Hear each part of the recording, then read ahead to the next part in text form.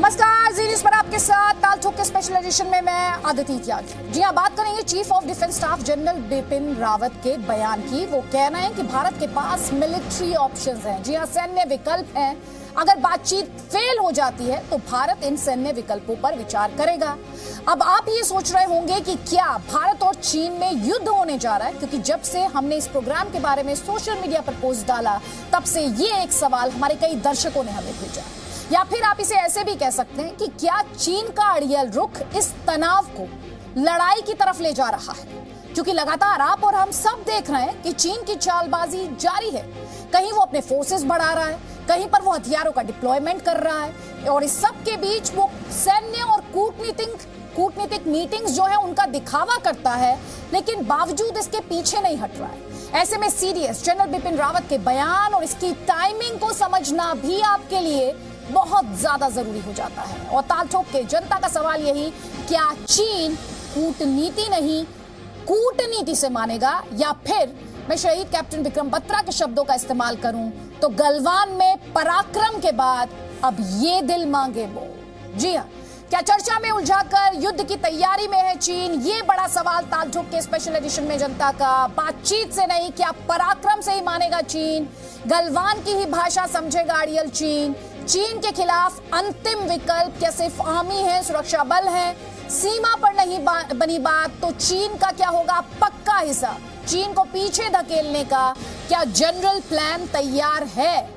ये वो सवाल जो हम उठाएंगे। कई खास मेहमान हमारे साथ हैं, और जब हम अपने मेहमानों का रुख कर रहे हैं तो आपको ये भी बता देती हूँ कि रक्षा मंत्री की एक हाई लेवल मीटिंग हुई जिसमें सीडीएस जनरल बिपिन रावत भी मौजूद थे, तीनों सेनाओं के प्रमुख मौजूद थे, और एनएसए अजीत डोवल भी मौजूद थे। और उसके बाद सीडीएस का ये बयान, इसीलिए बार बार इसकी टाइमिंग और इस बयान को डिकोड करने की बात, इसमें जो मैसेज है उसे डिकोड करने की बात हम जी न्यूज पर कर रहे हैं। आपको बता देती हूँ हमारे साथ कई खास मेहमान। हमारे साथ लेफ्टिनेंट जनरल सैयद अता हसनैन, डिफेंस एक्सपर्ट, आपने अक्सर उन्हें जी न्यूज पर देखा है। हमारे साथ लेफ्टिनेंट जनरल संजय कुलकर्णी, हमारे साथ मेजर जनरल एजेबी जैनी साहब हैं, पॉलिटिकल एनालिस्ट तहसीन पूनावाला हमारे साथ जुड़ेंगे, और वरिष्ठ पत्रकार आरती टिक्कू सिंह भी। पहले जनरल हसनैन, जय हिंद सर, आप ही के पास आती हूँ।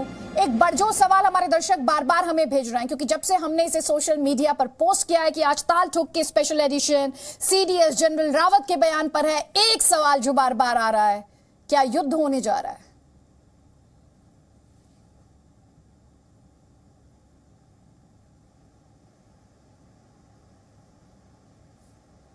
जनरल हसनैन, आपके ऑडियो में इशू है सर, आपके ऑडियो में प्रॉब्लम आ रही है इस वक्त। आदित्य जी, आप सुन सकते हैं? ठीक सर, अब आ रही है आवाज आपकी। जी, ऐसा है कि ऐसी स्थिति में, जब ऐसी स्थिति बनी है, जब एलएसी के ऊपर ट्रूप्स दोनों तरफ से मौजूद हैं, तो टेंशंस बनी हुई है। 4 महीने से ये स्थिति चल रही है। नेचुरली ऐसे कंडीशन के अंदर जो स्टेटमेंट्स सीनियर लीडरशिप से निकलेंगे उसके ऊपर काफी एनालिसिस होगी, बहुत कूटनीति होगी इसके ऊपर।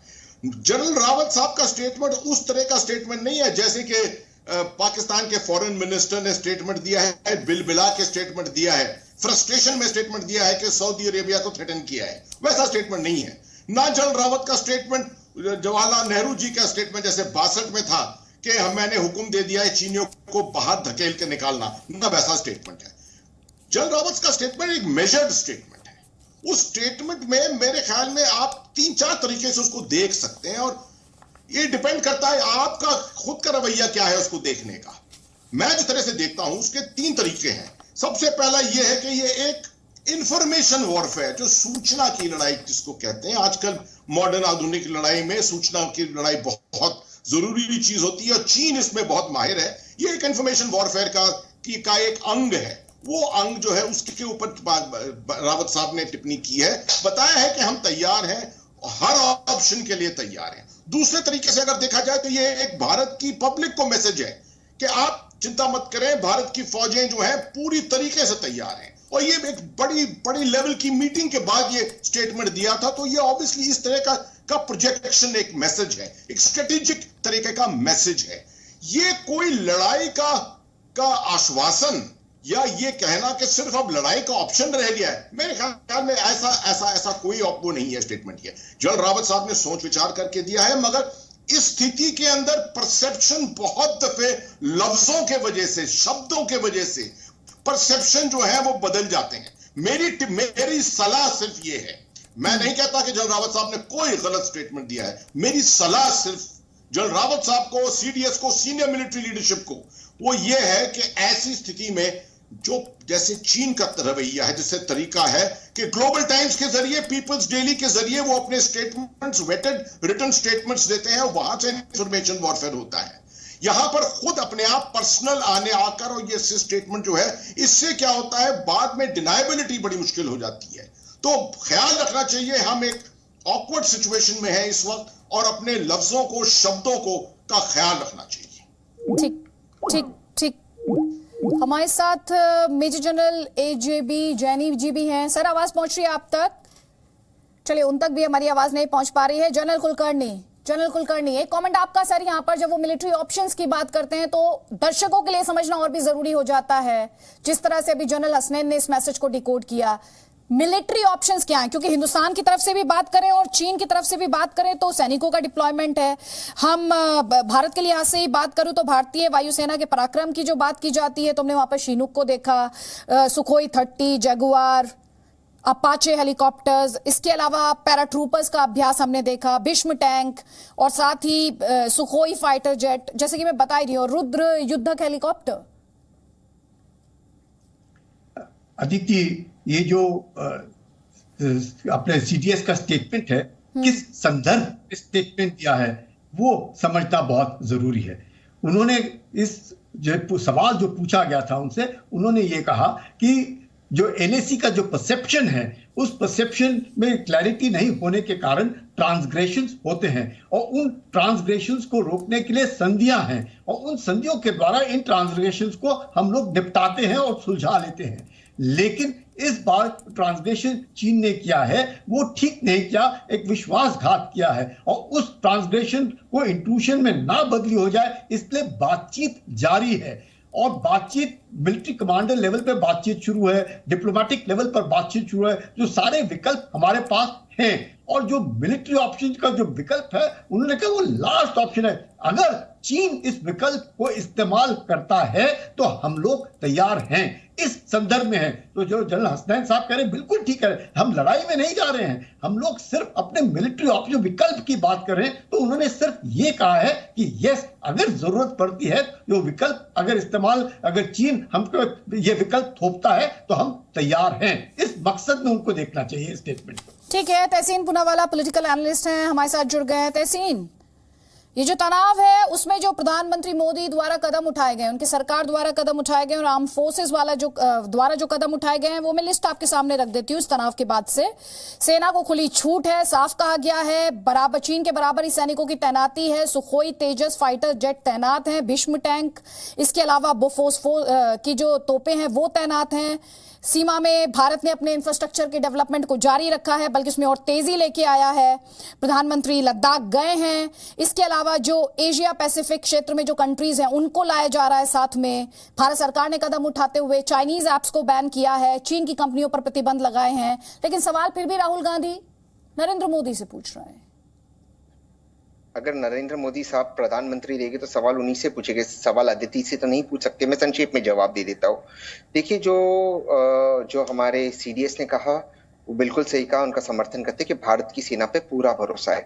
11 से 14 सितंबर 1967 में नथुला पे जो क्लैशेस हुए, और चोला में जो 1 अक्टूबर 1967 में क्लैशेस हुए। 1962 की हम अक्सर बात करते हैं भारत और चीन के क्लैशेस में, जहां पर भारत हार गया था युद्ध, नो डाउट अबाउट इट। लेकिन 1967 में इंदिरा गांधी जब प्रधानमंत्री थी, हमने चीन को हराया था युद्ध में, इन दोनों जगहों पर हराया था। इसके बाद भी जब अरुणाचल प्रदेश को मरहूम राजीव गांधी जो शहीद थे देश के लिए, जब उन्होंने फुल स्टेटहुड दिया, चीन की सेना आ गई थी, चीन की सेना को पीछे जाना पड़ा। ये 1985 की बात, 1986 की बात है, 84 से 86 चीन की सेना को पीछे जाना पड़ा। हमने चीन की सेना को 2 बार हराया है। तो भारत की सेना पे पूरा भरोसा है। जनरल सागर सिंह ने लीड किया था। लेकिन आज जी न्यूज जो देश का नंबर 1 न्यूज चैनल है, इस पर जब ताल ठोककर यह कहा गया कि चीन भारत की धरती पे नहीं है, लेकिन आज हमें पता चला है फिंगर 4 टू फिंगर 8 पे चीन अब भी मौजूद है, और गलवान लेक और गलवान वैली में अब भी चीन का कब्जा है, और चीन उसे कंट्रोल कर रहा है, जो 1962 से हमारे पास था। तो कहीं ना कहीं सवाल तो उठेगा कि प्रधानमंत्री ने झूठ क्यों कहा टीवी पर आकर के नहीं, चीन ने घुसपैठ नहीं किया। चीन इस वक्त भारत की टेरिटरी पे फिंगर 4 टू फिंगर 8 पे हम पेट्रोलिंग नहीं कर सकते, जो हम फरवरी में कर रहे थे, न पानी से न सड़क से। आरती टिक्कू, मैंने सारे स्टेप्स इनको बता दिए जो मोदी गवर्नमेंट द्वारा उठाए गए। सीडीएस के स्टेटमेंट का ये समर्थन करते हैं, लेकिन सरकार से इनके सवाल है, सीडीएस के स्टेटमेंट का समर्थन करते हैं। ये दोनों चीजें एक साथ कैसे खड़ी होती हैं, कैसे जुड़ती हैं? देखिए, क्लियरली पॉलिटिक्स है और पॉलिटिकल पार्टीज का काम ही यही है कि वो एक दूसरे की टांग खींचे।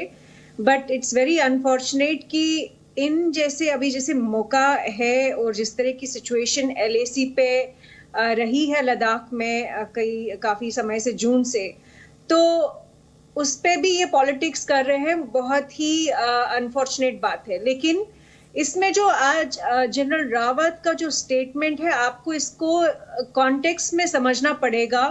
वो चाहे ऑपोजिशन पार्टीज हो या रूलिंग पार्टी हो या कोई भी हो, कॉन्टेक्स्ट देखना पड़ेगा कि ये किस कॉन्टेक्स्ट में कहा गया है।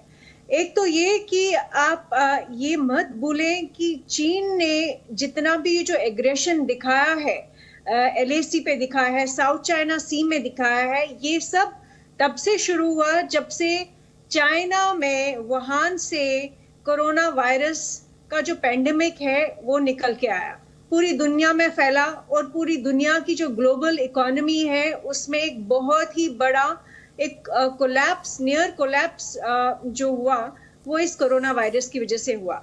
और हमको ये भी याद रखना पड़ेगा कि चाइना ने इसको कवर अप करने की कोशिश की और उस कवर अप में उन्होंने ये पेंडेमिक पूरे दुनिया भर, पूरे विश्व भर में फैलाया।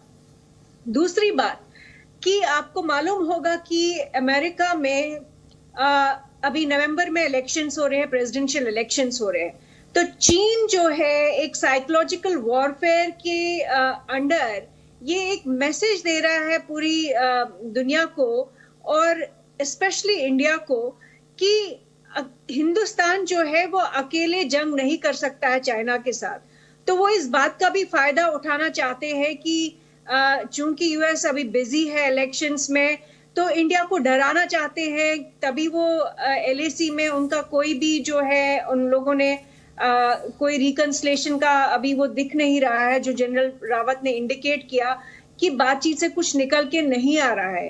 तो वो यही एक डराने की कोशिश कर रहे हैं कि हिंदुस्तान अकेले नहीं लड़ सकता, जबकि सच्चाई ये है और जनरल रावत का जो मैसेज है कि हम तैयार हैं, वो यही एश्योरेंस दिलाने के लिए इंडिया को, इंडियन लोगों को, सिटीजन्स को और बाकी दुनिया को भी कि इंडिया सिर्फ चीन के साथ ही जंग करने के लिए तैयार नहीं है। एक्चुअली इंडिया उस सिचुएशन में भी तैयार है अगर पाकिस्तान, जो कि चाइना को अपना आजकल एलाय मानता है और टू फ्रंट वॉर की जो ये धमकी दे रहे हैं, एक तरफ से चाइना और एक तरफ से पाकिस्तान, उसके लिए भी भारत तैयार है।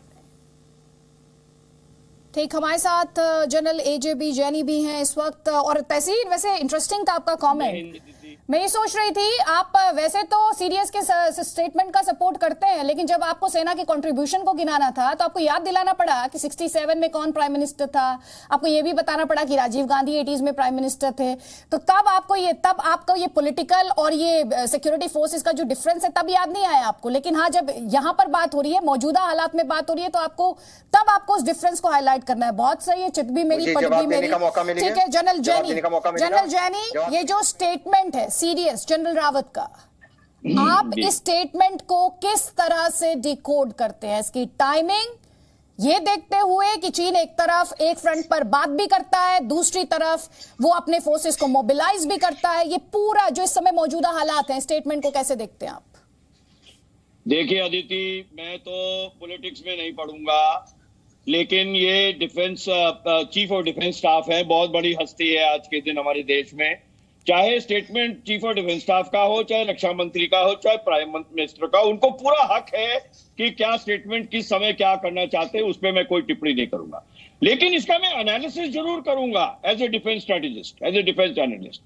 कि पहली बात जो आप ये क्षमता की बात कर रहे हैं और ये दृष्टिकोण देख रहे हैं कि हम हमला कर सकते हैं और हम इसके लिए हमारा एक ये प्रतिकरण भी हमारा है और ये ऑप्शन भी हमारे पास में है, हमको क्या हमने उस ऑप्शन को इस्तेमाल करने का इरादा कर लिया है?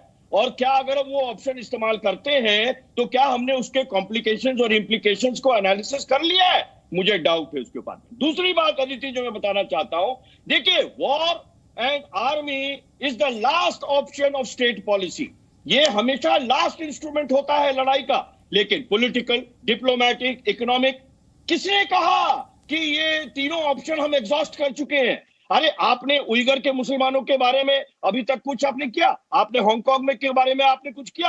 आपने जो ताजिकिस्तान और जो सेंट्रल एशियन रीजन्स में अत्याचार कर रहे हैं और जो हेजेमोनिस्टिक डिजाइन दिखा रहा है चाइना, उसके बारे में कुछ किया? We have not yet exhausted, we have just started using our economic exhaustion, economic weapon against China. We have not exhausted our political, economic and diplomatic options. It is only after ये जब तीनों exhaust हो जाएंगे तब आपका जो है military and war is the last weapon of state policy, Aditi.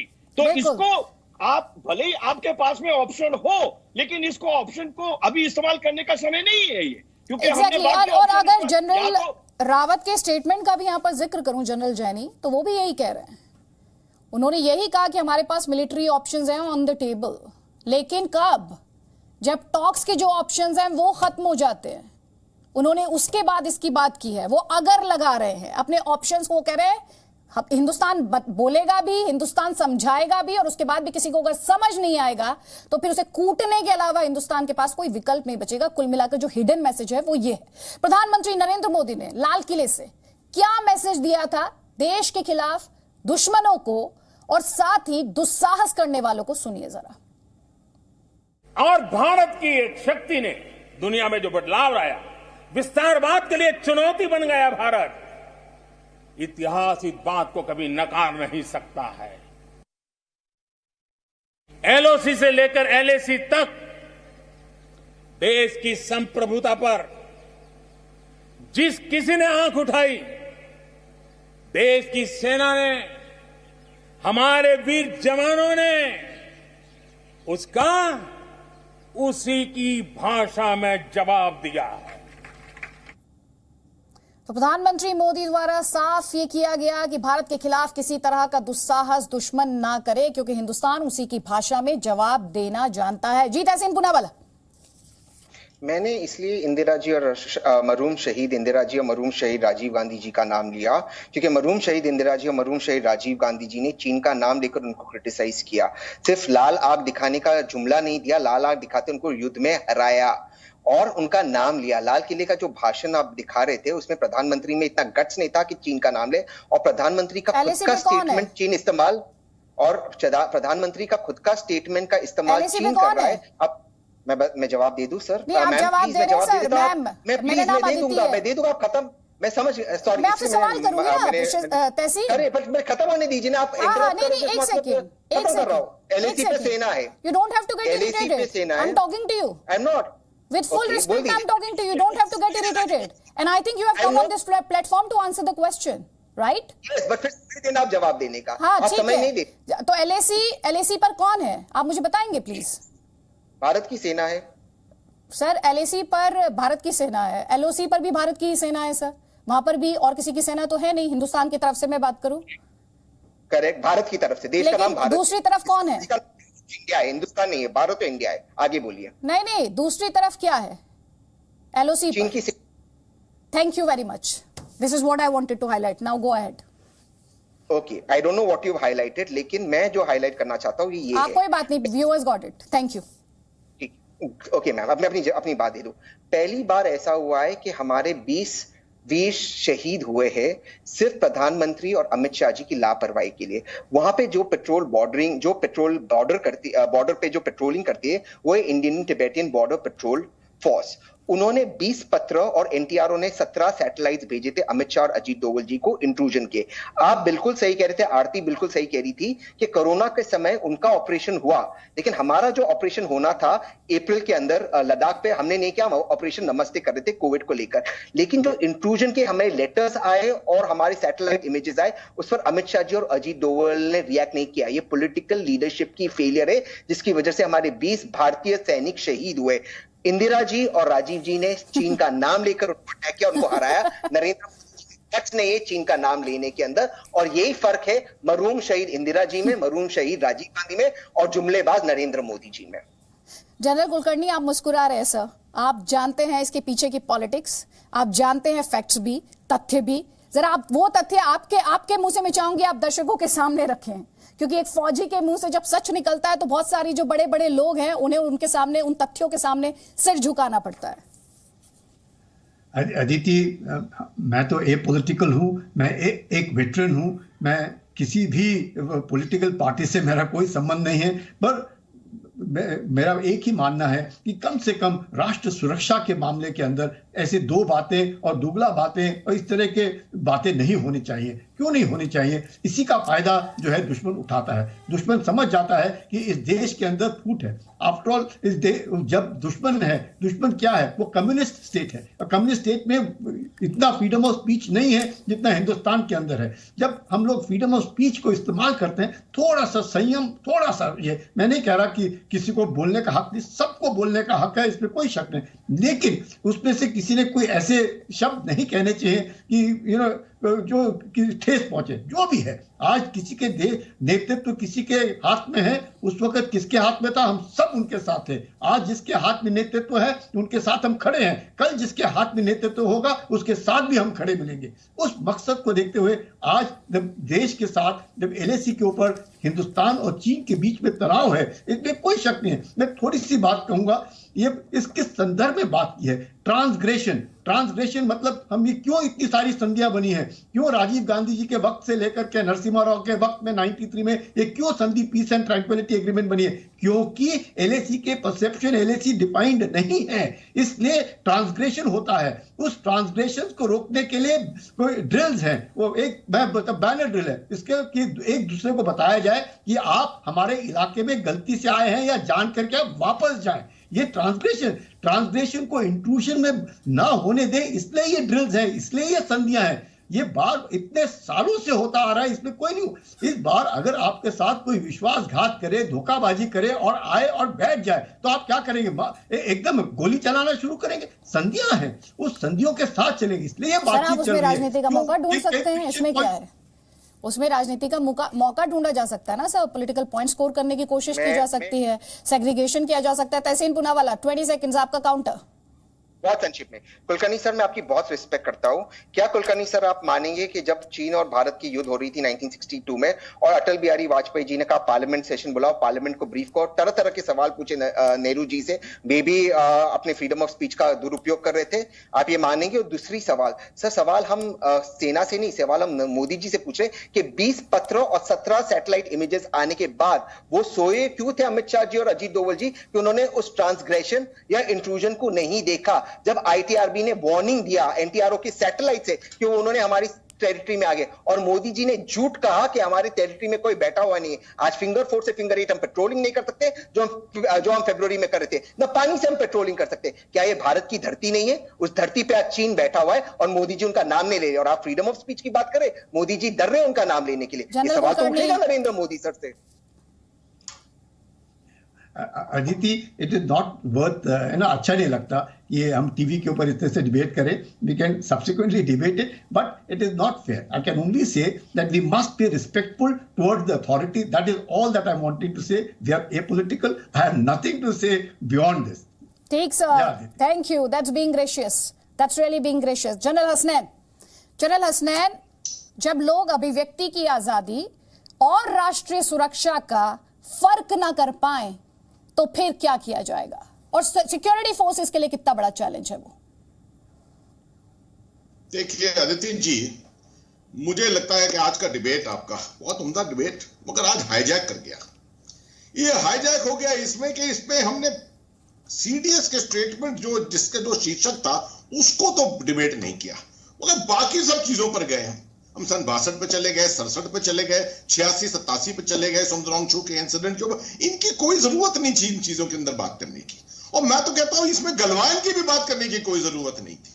अगर मगर तहसीन पूनावाला साहब ने कहा है कि प्रधानमंत्री ने गलत कहा और उन्होंने गलत इंफॉर्मेशन दी देश को, मगर मैं इसको एक क्लैरिफिकेशन देता हूं कि मेरे ख्याल में अगले दिन ही इसकी क्लैरिफिकेशन आ गई थी लोगों को कि जो प्रधानमंत्री ने कहा था वो पेंगोंग सो के साथ कोई इसका लगाव नहीं था, वो इमीडिएटली गलवान के इंसिडेंट के बाद गलवान के बारे में टिप्पणी थी, ताकि कहा था कि गलवान में स्टेटस को एंटी जो है वो तकरीबन रिस्टोर हो चुका है। तो मेरे ख्याल में हमको उसके ऊपर ज्यादा टिप्पणी नहीं करनी चाहिए।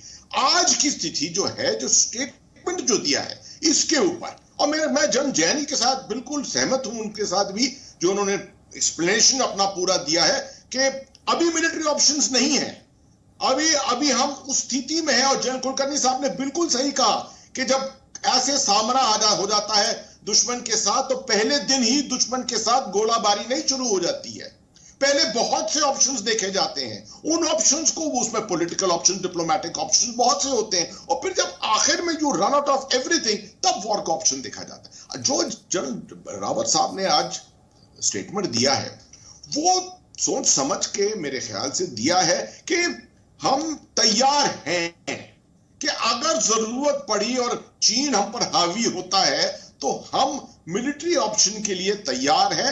30,000 ट्रूप्स हमारे भी बैठे हुए हैं। आपने पूरी लिस्ट सुना दी अपने देखने वालों को कि किस तरीके से भारत की फौजें जो है वो तैयार हैं वहां पर। मैं मगर आखिर में दोबारा रीइंफोर्स करता हूं कि इस तरह की स्थिति में शब्दों का, लफ्जों का इस्तेमाल, सही शब्दों का इस्तेमाल बहुत जरूरी है। और ये आप देख रहे हैं कि चीन की खासियत है, चीन जो है उसके 3 वॉरफेयर स्ट्रेटेजी है, media warfare, legal warfare, cyber warfare, इसी से वो लड़ता है।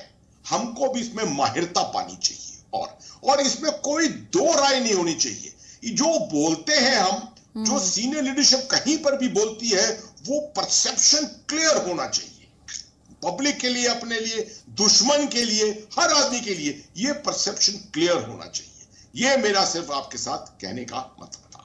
बहुत इंपॉर्टेंट पॉइंट लेकिन सर आपने उठाया, बहुत important point. Tehseen Poonawalla, I hope you got the point sir. Yes, quick general Hasnain साहब, मैं आपकी बहुत इज्जत करता हूं और आपने बिल्कुल सही कहा कि हमें शब्दों का सही चयन करना चाहिए। इसलिए चाहे जो प्रधानमंत्री के शब्द गलवान को लेकर, और मैं उनको कोट करता हूं जी न्यूज के माध्यम से, न कोई आया था न कोई पोस्ट है, इस शब्दों का चीन प्रयोग करते सैयद अता हसनैन इसे लेकर ऑलरेडी आपको क्लैरिफाई कर चुके हैं, इसे लेकर पहले से क्लैरिटी है, लेकिन आपको सर आपको तब से टाइम ही दिया है और आपको बोलने के लिए ही बुलाया, लेकिन डिबेट को हाईजैक मत कीजिए सर, डिबेट को हाईजैक मत कीजिए। कम से कम जो पॉइंट है, एक ही बात को 50 बार बोलने से झूठ सच नहीं हो जाएगा।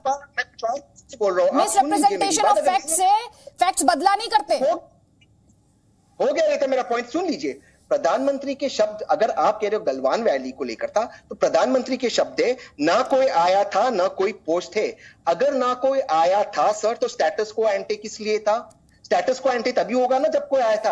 इसलिए चीन ने उनके शब्दों का उपयोग करते कहा कि देखो आपके प्रधानमंत्री कह रहे कोई नहीं आया, तो कहीं ना कहीं प्रधानमंत्री से गलती हुई है। हमारे प्रधानमंत्री, हम उनका रिस्पेक्ट करते हैं, लेकिन हम इतनी तो उम्मीद कर सकते हैं हमारे प्रधानमंत्री से कि हमसे सच बोले और शब्दों का सही चयन करे, जैसा आपने कहा, और कम से कम हमारे सैनिक के शहादत को ये वेस्ट ना जाने दे।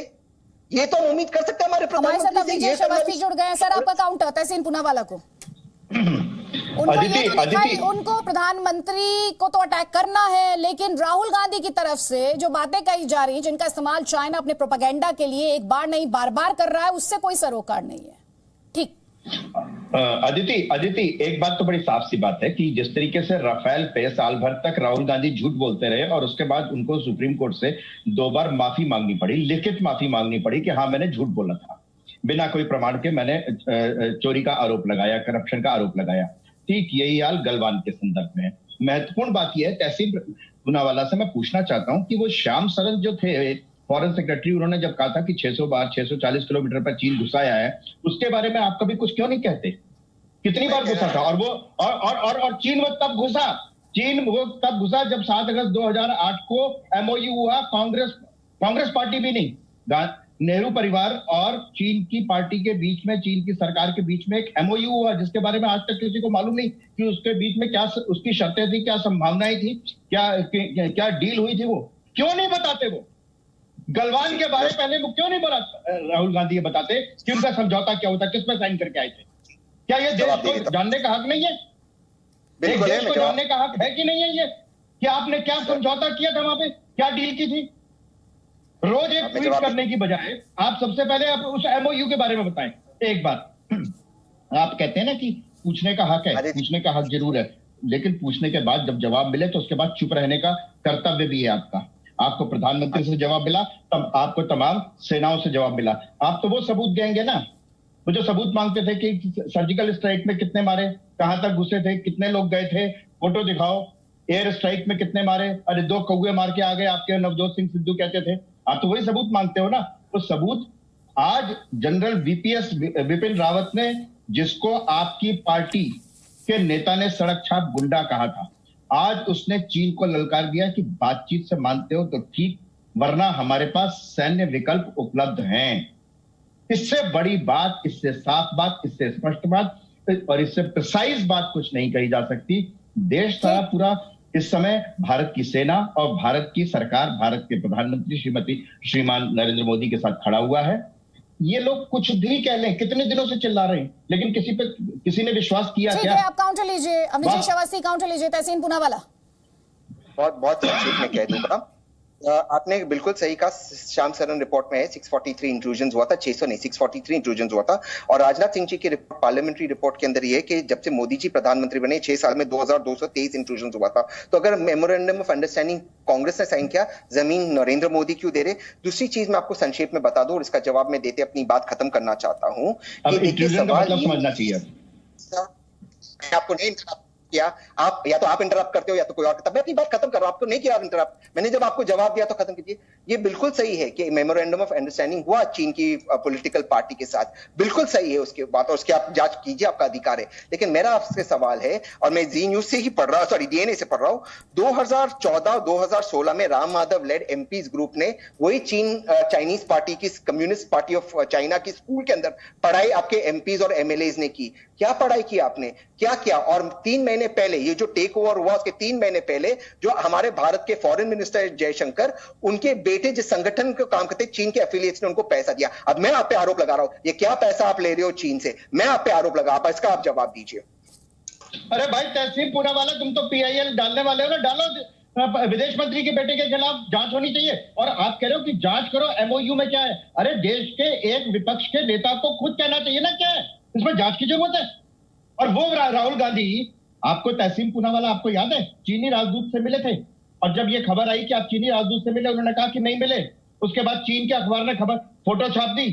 यार लगातार जो झूठ बोलते हैं उन पर क्या भरोसा किया जाए? आप कहो ना कि ऐसा नहीं हुआ था, आप कहो कि ऐसा नहीं हुआ था कि पहले राहुल गांधी ने कहा कि मैं चीन के राजदूत से नहीं मिला, और उसके बाद फोटो छपी, और उसके बाद कहा हाँ मिला था मैं। सर जवाब हाँ, ये सच है कि नहीं? मुझे सिर्फ इस बात का जवाब दो, ये सच है कि नहीं? राहुल गांधी ने चीन के राजदूत से मिलने के बाद झूठ क्यों बोला कि मैं नहीं मिला था, और उसके बाद मानना पड़ा कि हाँ मैं मिला था? इस बात का जवाब दो, सिर्फ इस बात का रिबटल दो। सर आप जवाब तो सुनिए ना सर, जवाब है anchor, Aditi is a great anchor, सुन लीजिए जवाब। सर डोकलाम के समय, जब आपने डोकलाम के समय, जो डोकलाम भारत की टेरिटरी नहीं भूटान की टेरिटरी है, उसके समय जब हमारी सेना आईबॉल टू आईबॉल खड़ी थी, नरेंद्र मोदी जी ने ये हम सबसे कहा था कि चीन की सेना पीछे गई, और हम सब ने माना और गई भी चीन की सेना। आज वहां पे परमानेंट सेटलमेंट हो गया चीन की सेना पे, कॉन्क्रीट स्ट्रक्चर्स आ गए, और आज भूटान चाइना को नहीं रोक पा रहा है और हमारी सेना बाहर है। अब मैं आपसे सवाल पूछ रहा हूं, आपने डोकलाम में भी कॉम्प्रोमाइज किया, आपसे सवाल उठने चाहिए। झूठ बोलने पे बात सवाल कर रहा हूं भाई, कि चीन के राजदूत से मैंने झूठ क्यों बोला कि नहीं मिला मैं? ये झूठ बताओ कि झूठ क्यों बोला राहुल गांधी ने? चाइना पीछे चला गया, अब वहां पे परमानेंट स्ट्रक्चर्स है, यहाँ पे आर्मी के रिटायर्ड लोग झूठ क्यों बोला? राहुल गांधी ने झूठ क्यों बोला कि मैं नहीं मिला चीन के राजदूत से? सर भूटान को भी धोखा दे दिया, और डोकलाम भूटान की टेरिटरी है। छोड़िए ना आप अपने राहुल गांधी की बात करिए कि राहुल गांधी ने झूठ क्यों बोला कि मैं चीन के राजदूत से नहीं मिला। फिर फोटो छपी, पूरा परिवार वहां पर था, आनंद शर्मा भी थे, और फिर उनको मानना पड़ा कि हाँ मैं मिला था। ऐसा उन्होंने झूठ क्यों बोला? पोखरियान को लेकर झूठ क्यों बोला? जो भूटान हमारा दोस्त है उसको भी आपने लॉकडाउन किया, क्यों झूठ बोला? बाकी सब पार्टियां झूठी हैं, बाकी सब पार्टियां झूठी है। राहुल गांधी सच्चे हैं तो उन्होंने ये झूठ क्यों बोला? अरे आज वहां पे सड़क बनी या नहीं बनी? ये बताइए, सड़क की बात छोड़िए, आप राहुल गांधी ने झूठ क्यों बोला? सोच रखो नेबरहुड में राहुल गांधी ने झूठ क्यों बोला? चलिए, मैं यहाँ पर वक्त जाया नहीं करना चाहती, पॉलिटिकल पॉइंट्स के लिए इस डिबेट में वक्त नहीं है। सॉरी। जब देश की सुरक्षा से जुड़ा सवाल हो तहसीन पूनावाला, तो ये फर्क करना समझ में आना चाहिए। कई दलहित के चक्कर में देश हित की तिलांजलि तो नहीं दे दी गई है। ये एक बड़ा डिफरेंस होता है। मैं दुनिया के तमाम देशों में गई हूं, मैंने कहीं नहीं देखा कि पॉलिटिकल पार्टीज किसी पॉलिटिकल पार्टी को गिराकर अपने देश हित की तिलांजलि दे दें, क्योंकि जब बात राष्ट्रहित की होती है तो सारी पार्टीज इकट्ठे खड़ी होती है, क्योंकि उन पार्टीज का वजूद अपने देश की संप्रभुता पर टिका होता है। यह सिर्फ और सिर्फ हिंदुस्तान में मुमकिन है। इस तरह का प्रोपेगेंडा, इस तरह का फैक्ट्स का एनकाउंटर। जनरल सैयद अता हसनैन, आपके पास आना चाहती हूं। आपने सही कहा था, इस डिबेट में पॉलिटिकल रिप्रेजेंटेटिव्स के माध्यम से इस डिबेट को हाईजैक होने का मौका दे दिया जाता है। आरोपों और प्रत्यारोपों का सिलसिला शुरू हो जाता है। लेकिन एक बार फिर से मैं सीडीएस के स्टेटमेंट पर वापस आ रही हूं। जब वो मिलिट्री ऑप्शंस की बात करते हैं, मैंने वो तमाम लिस्ट बताई, वो तमाम बातें बताई दर्शकों को, बड़ी बातें बताई जो मोदी सरकार द्वारा, भारतीय फोर्सेस द्वारा कदम उठाए गए हैं। जब मिलिट्री ऑप्शंस की बात की जा रही है और मौजूदा हालात की बात की जा रही है, जिसमें भारतीय सेना तो सर्दी में भी, कपकपाने वाली सर्दी में भी, -40 डिग्री टेम्परेचर में भी वहां डटने के लिए तैयार है, और किस तरह से उसे सपोर्ट मिलेगा वो इस डिबेट में दिखाई दे रहा है मुझे। बहरहाल अभी अगर मौजूदा हालात की बात करूं तो यही सिचुएशन आपको किस तरह अनफोल्ड होती दिख रही है? जनरल हसनैन, उसके बाद जनरल जैनी और उसके बाद जनरल कुलकर्णी, प्लीज। देखिए, डिबेट से अलग हटकर जो स्थिति जिस तरह से सामने आ रही है, हमने पूरा मोबिलाइजेशन जो जरूरत थी वो कर ली है अपनी। वहां बेशक बहुत बड़ी चुनौती है कि लद्दाख तक पहुंचने की सिर्फ 2 सड़कें हैं, और उम्मीद है कि कोशिश की जा रही है कि एक सड़क जो है वो पूरे साल खुली रखी जाए, मगर उन सड़कों के जरिए, हवाई जहाज के जरिए, हमारी स्ट्रेटेजिक लिफ्ट के जरिए हमने वहां पर तैयारी कर ली है, हैबिटाट बना दिया है, और जहां तक मैं कह सकता हूं तकरीबन 70%, मेरे ख्याल से 70% तैयारी जो सर्दी के मौसम के लिए चाहिए वो हो गई है, और अभी भी तकरीबन 2-2.5 महीने हैं। तो इस हालत से लॉजिस्टिकली हम वहां काफी अच्छी तरह से स्टेबलाइज हो चुके हैं। जो deployment line of action control पे होना है वो हो गया है। उन जगहों के ऊपर रिजर्व्स हमारे तैयार हैं। मेरे ख्याल में लोकलाइज्ड कंडीशंस लद्दाख के अंदर चीन जो है कुछ हमारे खिलाफ वहां पर कर नहीं सकता। मेरे ख्याल में ऐसी स्थिति नहीं आ सकती कि चीन जो है वो आगे बढ़कर किसी हालत से हमारी जमीन के ऊपर कुछ करे। बात अब सिर्फ चुनौती यह है कि जो इलाका जिसको जो अनऑक्युपाइड था और जो परसेप्शन डिफरेंस था जिसमें चीन अंदर आकर वहां बैठ गया है, उससे चीन को कैसे हटाया जाए। मेरे ख्याल में हमको स्टैमिना रखना पड़ेगा, पॉलिटिकल डिप्लोमेटिक स्टैमिना रखना पड़ेगा, साथ में मिलिट्री बैकिंग चाहिए, मगर पॉलिटिकल और डिप्लोमेटिक स्टैमिना चाहिए एंगेजमेंट के लिए, बातचीत के लिए। ऐसी स्थिति में बातचीत जो है वो 24, 48 और 72 घंटे नहीं होती है। ये बातचीत तकरीबन साल, कभी 2 साल चलती है। तो आपको स्टैमिना रखना पड़ेगा इसके लिए, पब्लिक को तैयार करना पड़ेगा इसके लिए, और चीन को साथ में से स्ट्रेट वे चीन को ये मैसेज क्लियरली देना पड़ेगा कि हमारे पास सब ऑप्शन है, और वही ऑप्शन की बात जो है जनरल बिपिन रावत साहब ने आज की थी। एग्जैक्टली, सारे ऑप्शंस की बात की थी। जनरल कुलकर्णी, मेरा मानना आदित्य ये है कि चीन के कथनी और करनी में अंतर होता है। चीन जिस तरीके से जवाबदार किया है, बातचीत भी कर रहा है, अपना मोबिलाइजेशन भी कर रहा है, जवाबदार भी तैयार कर रहा है, हम लोग तैयार हैं, इसमें कोई शक नहीं है। और अगर चीन उस विकल्प को इस्तेमाल करने की कोशिश करता है तो वो विकल्प भी हमारे लिए कोई बड़ा मायने नहीं रखता है। लेकिन उस विकल्प को कोई भी इस्तेमाल करने से पहले हम लोग सारे विकल्प इस्तेमाल कर रहे हैं। पॉलिटिकल ऑप्शंस है, डिप्लोमेटिक ऑप्शंस है, इकोनॉमिक सैंक्शंस है, सब कुछ कर रहे हैं। उसके बावजूद भी ये एक डेटरेंस है। हम भी तैयार हैं, अगर चीन कहता है वो तैयार है, हम भी तैयार हैं। तो लड़ाई नहीं होगी, मुझे ऐसे लगता है, क्योंकि दोनों देश तैयार हैं। इसमें हम लोगों को इसमें ज्यादा मुझे लगता है नाटकबाजी नहीं करनी चाहिए। उनका एक स्टेटमेंट है, एक सीडीएस है, सीडीएस का कहना क्या है कि हमारा देश आज तैयार है, बस उन्होंने इतना कहा है। उसके बाद मुझे लगता है ज्यादा डिस्कशन नहीं करना चाहिए। आपकी बातों से, जनरल हसनैन की बातों से एक चीज लग रही है कि it's a long drawn thing. अभी वेट एंड वॉच अभी करना पड़ेगा, अभी इंतजार थोड़ा करना पड़ेगा। जनरल जैनी सर, आप हाथ भी उठा रहे थे। देखिए अदिति, इसमें कोई डाउट नहीं है that we are in for a very long haul, और जनरल हसनैन यहाँ बैठे हुए हैं, वो एक नहीं दर्जनों आर्टिकल, दर्जनों किताबें लिख चुके हैं on something called perception management. तो जो उन्होंने कहा है उसको करेक्ट परसेप्शन में देखा जाए, तैयारी के हालत में देखा जाए। हम तैयार 70%, 80%, आने वाले समय में 100% से भी ज्यादा तैयारी हो जाएगी। लेकिन हमको देखना ये है कि ये जो विकल्प की बात हुई है, मैं वापस आता हूं डिबेट के सब्जेक्ट पर और पॉलिटिकल चिक को अलग करके, कि जो ये विकल्प की बात हुई है वो विकल्प आज या कल नहीं है अदिति, वो तब है जबकि के आपके बाकी, क्योंकि जो ये मिलिट्री ऑप्शन है वो इंस्ट्रूमेंट ऑफ स्टेट पॉलिसी का लास्ट वेपन होता है। हमको जैसे कि अभी बात कर रहे थे हसनैन साहब कि पॉलिटिकल और डिप्लोमेटिक स्टेमिना रखना पड़ेगा। हमको एक world opinion world push against China बनाना पड़ेगा, जिसमें भारत या तो लीड ले या उसका प्लूरिलैटरल या मल्टीलैटरल एक ऐसे गठबंधन बनाए, डिप्लोमेटिक जो आपके डेमोक्रेटिक स्टेट्स हैं या सेल्फ लाइक थिंकिंग स्टेट्स हैं, ताकि के इंटरनेशनल पुश बने चाइना के प्रति। चाइना ऑलरेडी घिर गया है, कोविड के बाद और घिर गया है। उधर हांगकांग में, उधर ताइवान में, उधर उइगर में, उधर ताजिकिस्तान में, उधर साउथ चाइना सी में, इधर लद्दाख में चाइना घिर गया है। इस घेरे को हम और टाइट करें पॉलिटिकली, डिप्लोमेटिकली, और इसका परसेप्शन सही करें कि हमारा परसेप्शन सही, हम पहले ये बाकी विकल्प यूज करेंगे, उसके बाद जो विपिन रावत ने बोला है वो विकल्प हमारे पास है, उसके लिए हम तैयार हैं और हम उसके लिए सक्षम। जो आपने दूसरी कंट्रीज के साथ चीन के विवाद का जिक्र किया वो बहुत अहम है, और चीन अतिक्रमण के साथ साथ अतिक्रमण और विस्तारवाद और साथ ही संक्रमण, तीनों फ्रंट्स पर इस वक्त घिरा हुआ दिखाई देता है। मेरे पास वक्त बहुत कम है। तहसीन पूनावाला 20 सेकंड्स आप, और 20 सेकंड्स अवनीजेश अवस्थी जी आप। जी, क्लोजिंग कमेंट, उससे ज्यादा वक्त नहीं है, 20 सेकंड्स प्लीज। बिल्कुल, भारत की सेना पे पूरा भरोसा है, जो कुछ भी होगा वो इस चीज को, वो हमारी सीमा को सुरक्षित रखेंगे। लेकिन भरोसा नहीं है प्रधानमंत्री नरेंद्र मोदी जी की लीडरशिप में, क्योंकि पहली बार हुआ एक प्रधानमंत्री जिन्होंने अपने मुल्क से झूठ बोला, अपनी सेना से झूठ बोला है। अवनीजेश अवस्थी जी। अदिति, मैं सचमुच इस तू मैं नहीं पढ़ना चाहता।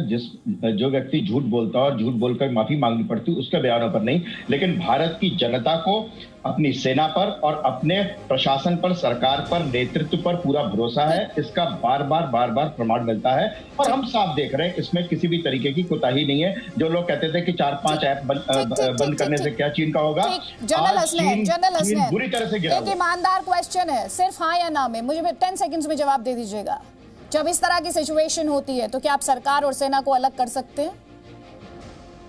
सवाल नहीं उठता। ये तो इस हालत स्थिति जो है, ये तो एक जॉइंटनेस जो है, politico military approach, politico diplomatic military approach साथ, और इसमें साथ सब पॉलिटिकल कम्युनिटी का साथ देना निहायत जरूरी है। बहुत बहुत शुक्रिया सर। मैं इसी पॉइंट को क्लैरिफाई करना चाहती थी, क्लियर कर देना चाहती थी, क्रिस्टल क्लियर कर देना चाहती थी, तहसीन पूनावाला के लिए भी और हमारे दर्शकों के लिए भी। इस बहस में समय इतना ही है। आप सभी का बहुत बहुत शुक्रिया। Presenting B News app available on Google Play and App Store. Download it now.